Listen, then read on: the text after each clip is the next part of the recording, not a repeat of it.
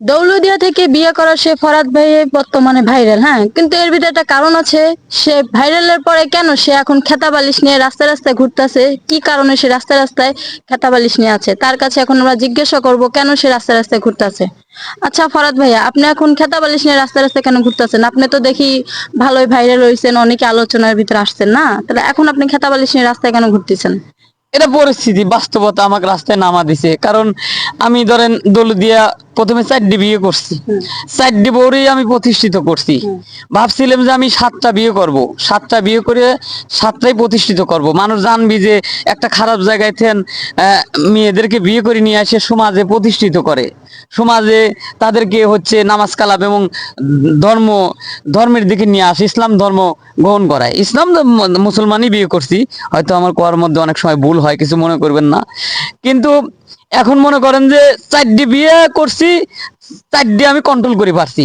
মানে 5টা বউ মানে কিন্তু 5টা গাড়ি, 4টি গাড়ি আমি কন্ট্রোল করে পারছি, বা তেলও ঠিক মতো ভরতে পারছি। কিন্তু এই 5ম নাম্বার বউ আসি আমি তেল তাকে দিতে পারতেছি না, কারণ আমার দামে তেল নাই, ফুরো গেছে।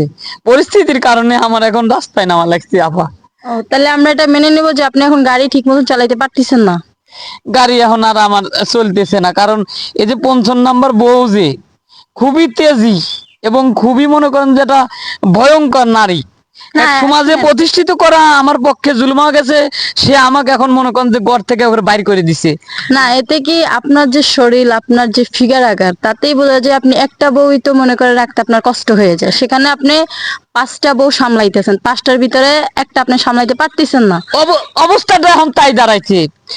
আগে শরীর হইছে, এখন কিন্তু মেলা কমে গেছে। আর কয়দিন বাদে দেখবেন কি আমার ইডাও নাই। এই 5 নাম্বার বউ আমার সেই কাহিনী করে ফেলাইছে। তো 7 নাম্বার আর যাবের পারলাম না। মানুষের সব আশা তো পূরণ হয় না, এটা আমি এখন বুঝতে পারছি। এখন না, আর কি একটা করবো পুরুষ তাহলে? মানুষ যত জানি একটা বউ তারা কন্ট্রোল দিতে পারে, কিন্তু দ্বিতীয়টাও পারে, তাও একটু কষ্ট হয়ে যায়। কিন্তু আপনি এক এক করতে করতে আপনি 5টা বিয়ে করেছেন, 5টার ভিতরে আপনি 4টে সামলান দিতে পারতেছেন, আর একটা আপনি হ্যাঁ, পারতেছেন না।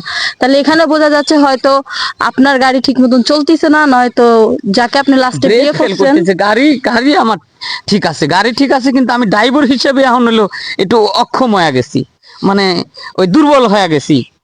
ব্রেক যে ব্রেকই ধরতেছি ফেল করতেছে খালি। উম, যাই হোক, এতে দর্শক আমরা এতে বুঝতেই পারলাম সে এখন বর্তমানে 5টা বউ চালাইতে পারতেছে না দেখে সে এখন বর্তমানে রাস্তায় চলে আসছে, হ্যাঁ, রাস্তায় খাতা বালিশ নিয়ে ঘুরতেছে। তো এটা শেষটা কোন জায়গা যেয়ে দাঁড়ায়, সে কেন কিভাবে রাস্তায় এখন কেন ঘুরবে বা কি জন্য ঘুরবে, কি কেন কিভাবে না সে এটা তখন তো একটা পথে যাওয়াই লাগবে। মানুষের শেষ পথই হচ্ছে রাস্তা। Roll camera action. দর্শক আমরা এতে বুঝতেই পারলাম সে 5টা বউ চালাইতে পারতেছে না বিধায় সে এখন বর্তমানে রাস্তায়। কিন্তু এটা শেষটা কোথায়? এটার একটা শেষ অবশ্যই আছে। আচ্ছা ফরাদ ভাই, এটা শেষটা কোথায় যাবে? শেষ হলো এখন মানুষের শেষ ভবিষ্যৎ কিন্তু রাস্তা। সেটাও যদি না হয় তাহলে ফাইনাল সিট। ফাইনাল সিট মানে বুঝছেন, মানে মরার পরে যে সিট হয়ে যাওয়া, ওইটা ছাড়া আর কোনো রাস্তা আমি দেখতেছি না। এটা আমার 5ম নাম্বার বউ সেটা আমাকে বোঝায় দিছে আমার কর্মক্ষেত্র। সে আমারে কইছে যে 7টা বিয়ে করবে না, আমাকে আগে শেষ করে নেও। আমার আমার তো প্রচুর পরিমাণ মোবিল লাগে, তোমার মোবিলও এখন আর ভরতে পারো না, তেলও ভরতে পারো না, এখন তুমি সুন্দর করে খেতাবালি দিয়ে দিলাম, রাস্তায় এখন যা তোমার শেষ কাজ করে বসো। এখন রাস্তায় জায়গা না হলে তো মনে করেন শেষ পথ হচ্ছে ফাইনাল সিট। আচ্ছা যাই হোক, এনার কথায় আমরা যাই বুঝলাম।